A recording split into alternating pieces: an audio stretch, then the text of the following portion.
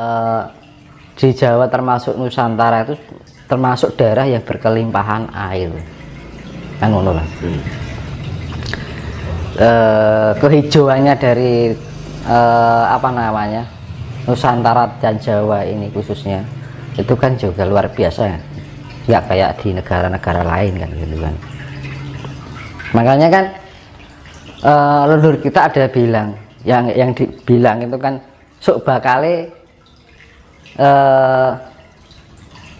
Cina Londo kari sak judu, Jawa kari separuh kan gitu. Ya itu diambil yaitu tadi ibaratnya separuh itu kan 50%.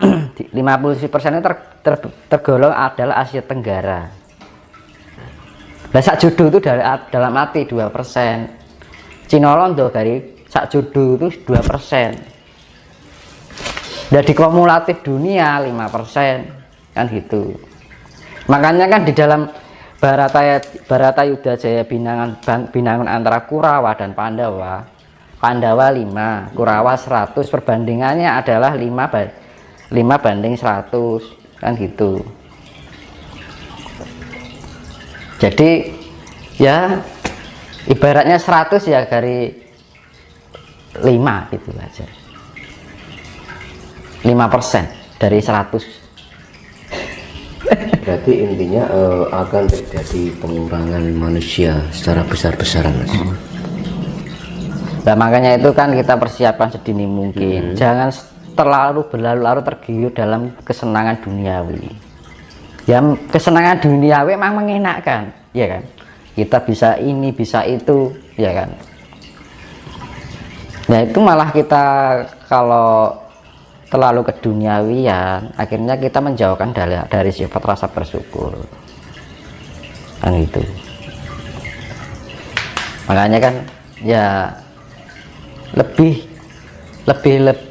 kita mengenal diri kita sendiri, karena zaman sekarang itu krisis identitas diri gitu. Akhirnya apa? Krisis kemanusiaan, ya kan. Wong dosa karepe dhewe nggak peduli yang itu akanlah merugikan apa buat orang lain atau enggak, yang penting untung. Nah, sekarang kan agak gitu lolo gue kan ngono, ya kan. Ibaratnya wong Jawa ki wis akeh sifating jalma menungso kang ngumbar angkara murka, mung butuh nuruti karep, ya kan. Mung butuh nuruti karep, ya kan. Jadi wis ora memberikan sifat yang wis ninggalake rasa sejati nih. Rasa sejati ini dalam sudah meninggalkan jati dirinya. Jati dirinya adalah sebenarnya adalah Tuhan itu sendiri yang ada di dalam diri kita. Makanya ketika kita menemukan jati diri kita, maka kita akan menemukan Tuhan yang ada di dalam diri kita, ya kan. Identitas diri kita adalah Tuhan sebenarnya. Makanya kan di dalam sesi jenar yo engson kang jumeneng ana ya Gusti engkang jumeneng ana ning jiwa ragaku. Makanya diarani orang Jawa bilang manunggaling kawula lan Gusti. Itu sebenarnya itu. Tuhan itu ada di dalam diri kita kan. Tapi kita rasakan keberadaan Tuhan. Nah, gitu. Dengan cara apa? Kita mengenal jati diri kita sendiri. Bahwa jati diri kita sendiri adalah sifat Tuhan. Tapi sekarang orang sudah tidak mengenal jati dirinya. Karena apa? Sudah terbelenggu oleh kenikmatan dunia, ya kan. Makanya usake sifat yang jamu kan seneng ngumbar angkara murka, padha ninggalake rasa sejati ini kan. Mung butuh nuruti karep. Kalau orang Jawa bilang kayak gitu. Hanya butuh untuk mengumbar karsa itu. Akhirnya apa? Karsa itu mendunia, ya kan. Dan Jawa ini sebenarnya menuntut untuk mengenal jati diri. Karena apa? Bangsa ini terlalu larut lama ketergantungan dengan negara lain, ya kan. Alat transportasi impor, ya kan. Alat komunikasi impor, ajaran impor. Apa yang nggak diimpor kan gitu. Tapi keberadaan kekayaan yang dimiliki oleh Jawa sendiri nggak hanya ajarannya, alamnya, ajarannya itu juga murni, kan gitu. Nah, kadang-kadang orang kita Nusantara itu kurang kreatif gitu loh. Apa-apa serba impor, ya kan. Jadi terlalu lama larut dengan ketergantungan dengan negara lain. Penduduk atau umat Nusantara ini kehilangan jati dirinya sebagai orang Nusantara. Tidak hanya dari level sudra, level raja-raja dalam arti petinggi negara ini wis orang gagas itu, nggak peduli dengan jati diri Nusantara. Katanya ingin menjadi suatu negara yang harus menjadi ada di dunia. Sekarang gini ya, nggak usah jauh-jauh kita berpikir tentang kejayaan Nusantara. Asal usul Nusantara aja dilupakan kok. Nggak usah asal usul dulu, asal usul diri aja loh, nggak tahu gimana akan memperbesar Nusantara. Kan sepele, nggak usah kita terlalu berpikir jauh. Karena apa? Kriteria Nusantara yang sebenarnya ketika manusianya itu mengenal jati dirinya, begitu juga mengenal jati diri Nusantara, berbagai budayanya dan kekayaan alamnya. Apa kita sudah membangun ini sudah cukup selesai? Enggak. Kan no. Iya kan? Di pesan saya sih kita lebih eling lan waspada ya kan. Dibilang eling lan waspada itu kan eling karo pangucape ya kan. Eling dengan pikiran apa yang kita pikirkan, eling dengan apa yang kita rasakan ya kan. Kita harus menjadi pribadi yang mempunyai sifat-sifat Tuhan. Jadi harus sifat Tuhan itu include di dalam diri kita. Jadi segala kehidupan sehari-hari, dari perilaku kita, pola pikir kita, pola rasa kita, pola ucapan kita harus diarahkan pada hal yang sifatnya kasih kan gitu. Karena ini yang dibilang masa penyaringan, biar kita nanti terselamatkan dari yang namanya bencana besar. Bencana besar pasti akan terjadi gitu. Nah, untuk jadi jangan sampai kita posisinya itu tidak siap kan gitu loh. Jadi harus kita mempersiapkan diri kita sendiri sedini mungkin ya, kerep-kerep di atas jam 12 malam melek bengi kan gitu. Kalau kita ya saya bilang tadi heneng henung hening ya kan, diam merenung kemudian hening. Nah, merenung itu apa? Diam itu kan di dalam sebuah ketenangan, di dalam keheningan gitu kan. Terus henung, kita merenungi, sering-sering kita komunikasi dengan diri kita sendiri. Nanti kalau kita sering-sering komunikasi dengan diri kita sendiri, membuat kita itu semakin mengerti. Ya mengerti dengan kondisi kita, mengerti dengan perasaan kita, mengerti dengan apa yang kita pikirkan, mengerti perilaku kita. Ya kan, akhirnya apa? Di dalam sifat mengerti itu akan menuntun diri kita di dalam kehidupan sehari-hari.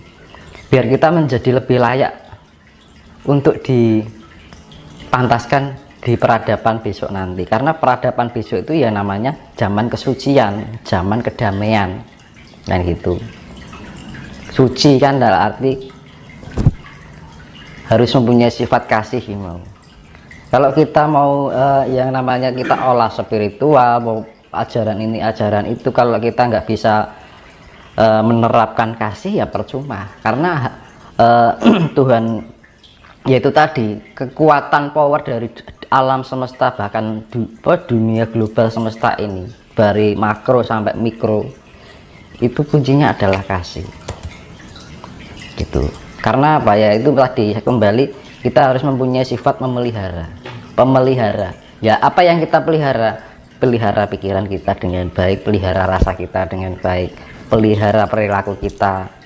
Kalau kita sudah memelihara itu, kita sama aja memelihara diri kita. Nah, ketika kita memelihara diri kita bagian dari istilahnya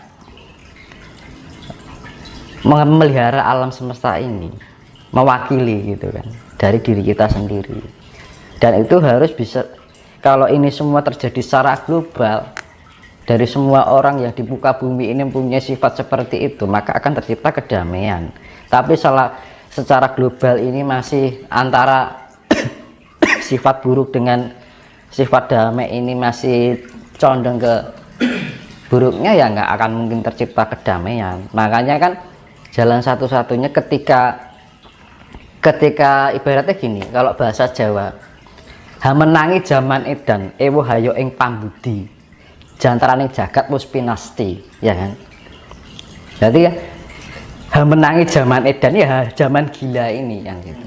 Ewo hayo ing pambudi, kita akan berbuat baik aja serba ewo kan gitu kan, serba canggung kita mau berbuat kebaikan aja, sesuatu hal yang aneh di dalam kehidupan kita. Kadang kita ngolah spiritual aja dikira orang gila kan gitu kan, ya kan. Kita melakukan pendekatan dengan alam dikira orang stres kan gitu, kan aneh gitu kan. Hamenangi zaman edan ewo hayo ing pambudi jantraning jagat wis pinasti kan gitu. Jantraning jagat wis pinasti berarti kalau sudah mencapai tingkat kegilaan sampai ingin berbuat hal yang sifatnya budi pekerti aja dianggap yang aneh gitu kan. Ya akhirnya apa? Jantraning jagat, jantra itu kan jangka, jagat pinasti ya akan bekerja ya alam.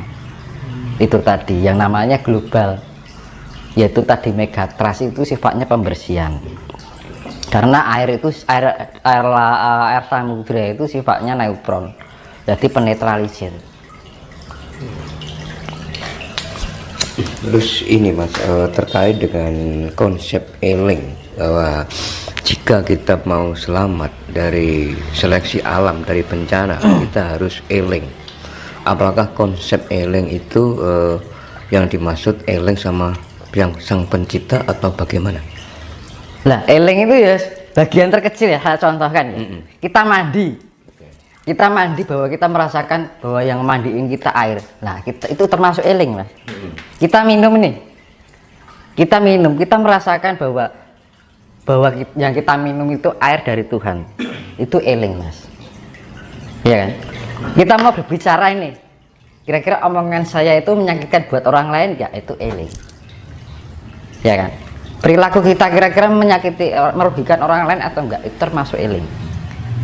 Nah, eling itu yo eling karo pikirane, rasanya, ucapannya, perilaku kita, ya kan. Kalau kita sudah eling dengan itu, maka itu bagian dari eling dengan Gusti.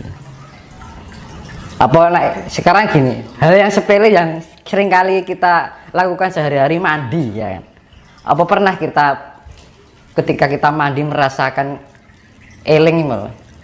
Kalau kita mandi dengan air, kan nggak pernah kan, cuek aja kan, ya kan. Nah itu hal yang sepele itu. Makanya kalau mandi, ketika kita mandi diguyur dengan air, kita merasakan bahwa air itu mengguyuri tubuh kita, bahwa air itu dari alam, itu akan menambah energi loh. Karena ada sinergi antara alam dengan mindset kita ini, cipta rasa karsa ini, dan itu akan membangkitkan energi di dalam diri kita. Sepele kan, mandi itu juga disadari loh. Makan pun juga, ketika makan itu kita sadari, ini nasi ini dari hasil bumi. Saya sadari kita setiap makan, jangan asal makan aja gitu kan, tapi kita rasakan ketika masuk ke rohani. Nah ini akan sinergi nanti dari kekuatan bumi yang masuk ke tubuh kita, itu akan membangkitkan energi. Sebenarnya gitu, kalau kita ya dari namanya eling itu kan menyadari ya. Rasa rumongso itu eling. Dan waspada juga lagi, waspada dengan ucapan kita, ya sama aja sebenarnya.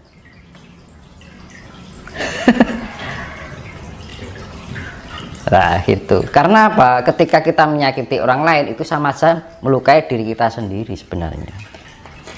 Karena apa? Hukum imbal balik, hukum feedback, hukum cermin, ya kan. Kalau kita pantulkan biru ya kembalinya biru, kalau pantulkan merah kembalinya merah, ya sama.